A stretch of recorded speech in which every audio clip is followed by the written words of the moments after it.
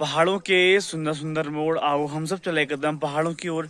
नमस्कार, पहला प्रणाम आप सभी को मेरा नमस्कार। आई होप कि आपने पिछला वीडियो एंजॉय किया होगा। मैं उम्मीद करता आप लोगों को अच्छा लगा होगा। मैंने पहाड़ी संस्कृति से लेकर के आप लोगों को रूबरू कराया था। कुछ चीज़ें मैंने ऐसी दिखाई थी आपको जो हमारे पहाड़ में उत्तराखंड देवभूमि में ही होती हैं। तो वो चीज़ें मैंने आपको दिखाई देखने के साथ साथ में, और जहाँ पर मैं अभी खड़ा हूँ आपको जो आज किस चीज़ में हम पहुँचे हैं, मुख्यमंत्री के गांव श्री पुष्कर सिंह धामी उस जगह पर जहाँ पेड़ है यहाँ पे। तो हम लोग यहाँ पहुँचे हैं। हम लोग यहाँ से अभी देखते हैं गाँव की घर की तरफ जाएंगे और देखेंगे कि घर की तरफ कैसा कैसा घर है। गाँव में बातचीत करें लोगों से।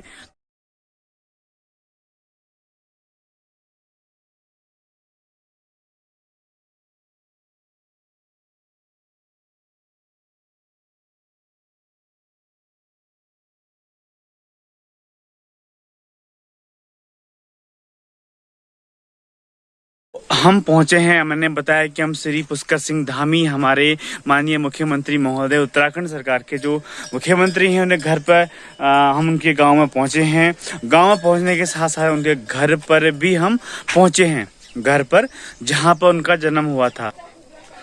तो उनका जन्मभूमि जो जिस घर में उनका जन्म हुआ था वो घर यहाँ पर मैं उनके घर के सामने हूँ। वो घर मैं आपको दिखाता हूँ जहाँ श्री पुष्कर सिंह धामी हमारे मुख्यमंत्री महोदय का जन्म हुआ था। वो घर मैं आपको दिखा रहा हूँ और गांव का नाम है हरखोला।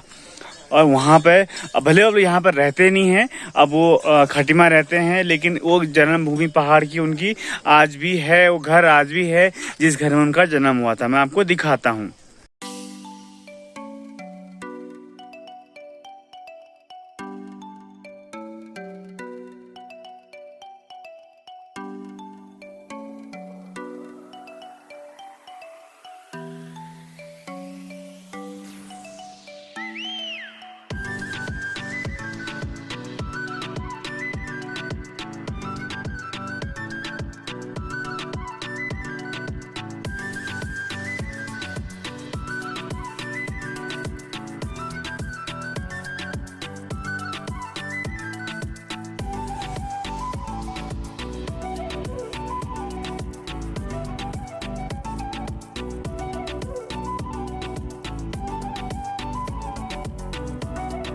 हम गांव में आए। गांव में आने के बाद माननीय मुख्यमंत्री महोदय श्री पुष्कर सिंह धामी जी के उनकी हमें चाची मिली जो गांव में हैं, अभी यहाँ पे हैं, हमारे सामने हैं। उनसे बातचीत करते हैं और बात विचार से पूछते हैं, क्योंकि उन्होंने उनको देखा भी है छोटे से बचपन से, और अब उनसे कुछ बात विचार करते हैं। 5 साल नहीं जा, यहीं पढ़ी स्कूल हमारे यहीं। अच्छा। पढ़ी फिर वहीं पढ़ी, फिर खटीमा ही पढ़ी। खटीमा फिर वहीं बेटे उधर बन गयो। ये सब तेरा ये तो हो गयो बाबा ना हमारा। मुख्यमंत्री बन गया ना अब। मुख्यमंत्री बन गयो। बहुत मतलब बढ़िया बात है, मुख्यमंत्री बन गया। खुशी भए हमें ना। तुम ना नान देखे नलवे टाइम में ये बेटा हार गयो, फिर जीत गयो, फिर खुशी हो गया ना। बहुत दुखी हो गया पहले तो हमें ना। अब बहुत खुशी हो गया ना। खुशी हो गया। अच्छा, घर ही पर लाई बने, घर ही हो घर तो ही युवाल घर बने। अच्छा अच्छा अच्छा। उन्होंने अब अच्छा, तो उन्होंने जगह जमीन यहाँ बेचा है अब। बेचा।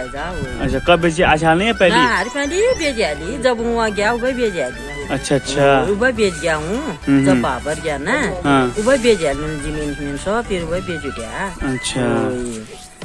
और क्या बना बेच फिर वहाँ बनाया नहीं, वहीं स्कूल पढ़े, वहीं वो दोनों मुख्यमंत्री बन गयो। अच्छा, मुख्यमंत्री बन गया। अच्छा अच्छा। अब तुम्हें कस लगना लगा तुम्हारा चले भी में मुख्यमंत्री बन गया। चलो भी के उम्मीद आशा के अपन उन्हें भेजा के नोल बाद में कर लो तो क्यों ना आशा ले है क्या ना उन्हें सब कुछ नहीं। चलो ठीक है, बहुत बहुत धन्यवाद तुम्हारा। हाँ ठीक।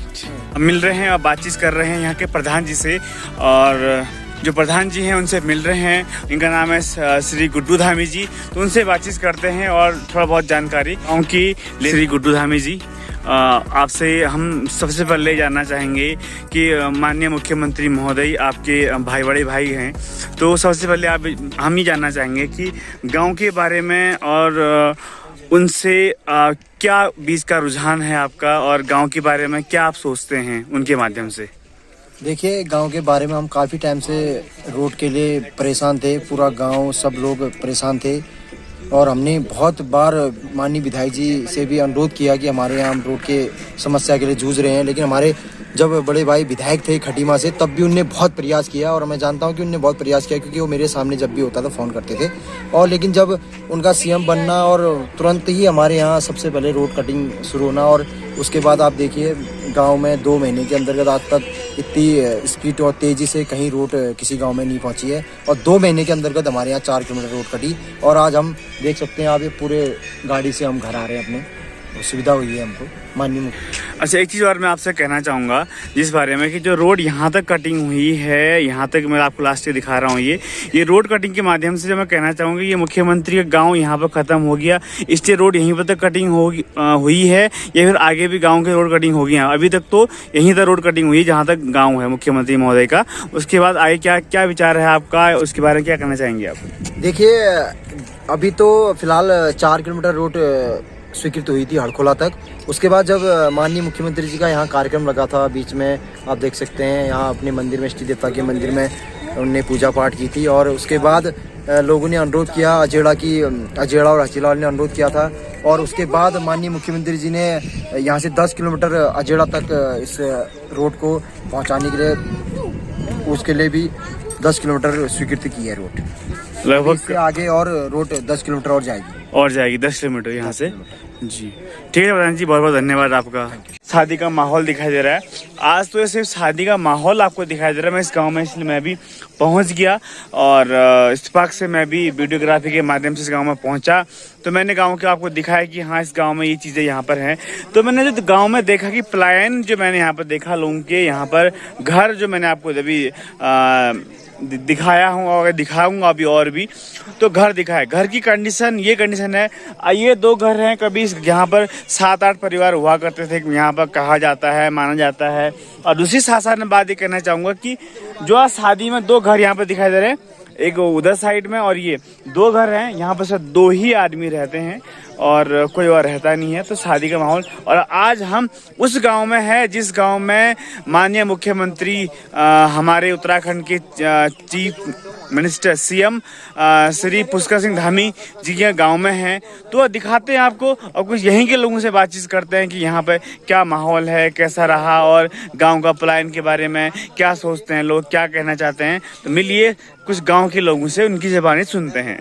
ये वो घर हैं जो अब कोई रहते नहीं, खाली सुनसान वीरान पड़े हुए हैं वो घर हैं। इतने लंबे चौड़े आलीशान घर हैं जो सुनसान पड़े हैं, अब कोई नहीं रहता। क्योंकि देखो पूरे खंडहर में तब्दील होने को तैयार है। आप देख सकते हैं कितने प्यारे घर थे, जिन घरों में न ठंडा होता है न गर्मी होती है, नॉर्मल हमेशा एक समान रहता है। आज घर में कुछ नहीं, कुछ सुनसान पड़ा हुआ है। आप ये घर देख सकते हैं।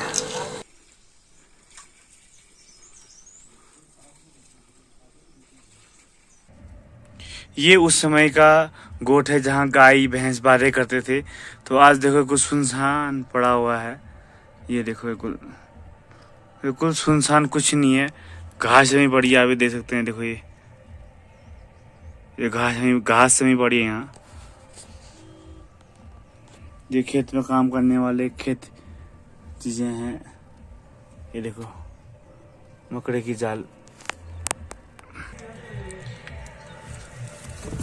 ये उस समय के भकार बक्से हुआ करते थे लकड़ी के, जो कि उस समय अनाज डालने काम आते थे। मैं भूतपूर्व सैनिक आनंद सिंह धामी, मैं इसी गांव का रहने वाला हूं। और यहाँ आपने देखा होगा कि पहले काफ़ी लोग रहते थे, लेकिन पर्यावरण हो चुका है यहाँ से। पूरे लोग, कोई बाबर, कोई देहरादून, कोई हल्द्वानी चले गए हैं। ये मेन कारण है कि हमारे पास पहले सड़क नहीं थी, रोड की बड़ी परेशानी थी। अभी तो रोड आ गई है, सड़क हो गई है हमारे यहाँ। और हमारे यहाँ जाने के, यहाँ से मेन जो पर्यावरण हुआ था, जो बाबर चले गए थे वो लोग, तो यहाँ हमारे पास सुविधा नहीं थी। और सुविधा के कारण पूरे गांव खाली पड़े हैं। अभी 2-4 परिवार ही रहते हैं यहाँ पर। और यहाँ से जाने का मेन कारण यही है कि हमारे पास न हॉस्पिटल थे, काफ़ी दूर जाना पड़ता था, पिथौरागढ़, देहरादून, हल्द्वानी। तो इस कारण से ज़्यादा लोग चले गए हैं यहाँ पर। और यहाँ समस्या पहले बहुत ख़राब थी, अभी तो सड़क आ गई है, थोड़ा बहुत कुछ जो गए हैं तो वो चले, जो गए हैं वो तो गए हैं, अब तो जाएंगे, कम जाएंगे, कम लोग जाएंगे।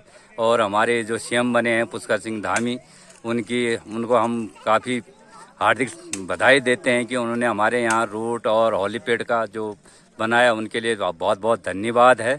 और बोलो मैं एडिट कर दूंगा, बोलो। हाँ, ज्यादा नहीं, अच्छा तो बताओ कि पहले इतने परिवार थे? पहले यहाँ पर 10-12 परिवार रहते थे, अभी तो 2-3 ही परिवार हैं यहाँ पर। दो ही हैं, जो एक लेडी रहते हैं, एक जेंट्स रहते हैं।